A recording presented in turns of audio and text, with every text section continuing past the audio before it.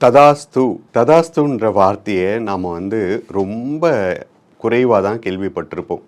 ஏன்னா நம்ம அந்த வார்த்தையை நம்ம பயன்படுத்துவதே கிடையாது. ஆனால் அதுக்கு இருக்கக்கூடிய பலம் இருக்குது பாருங்கள், ரொம்ப பலமான ஒரு வார்த்தை அது.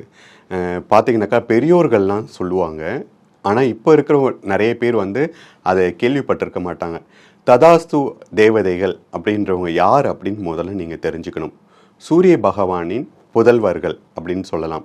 அதாவது சூரிய பகவானின் மனைவி ஒரு முனிவரால் சாபம் பெற்று குதிரையாக மாறிய போது சூரிய பகவானும் தன் மனைவிக்காக குதிரையாக உருவம் எடுத்து அவர் கூட இருக்கும்போது பிறந்த குழந்தைகள் தான் அஸ்வினி குமாரர்கள். அவருடைய முகம் குதிரையாகவும் உடல் மனிதனாகவும் இருக்கும்.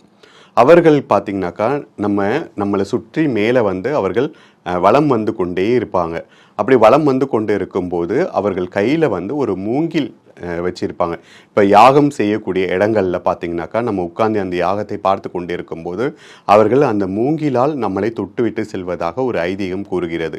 அது மட்டும் இல்லாமல் இப்போ நம்ம பேசிகிட்டு இருக்கும்போது எப்போவுமே நம்ம பெரியவங்க சொல்லுவாங்க, உன் வாயிலிருந்து நீ நல்ல வார்த்தைகளை சொல்லணும், நல்ல வார்த்தைகளை பேசணும் அப்படின்னு சொல்லுவாங்க. ஏன் அப்படின்னா அவங்க மேலே இருந்து பார்த்துக்கிட்டே இருப்பாங்க. இப்போ நம்ம ஒரு நல்ல வார்த்தை சொல்லும்போது மேலேருந்து ததாஸ்து அப்படின்னு சொல்லுவாங்க. ததாஸ்து அப்படின்னா ததா அப்படி என்றால் அப்படியே அப்படின்னு அர்த்தம். அஸ்து அப்படின்னா ஆகட்டும், அப்படியே ஆகட்டும் என்பதற்கான பொருள் தான் ததாஸ்து.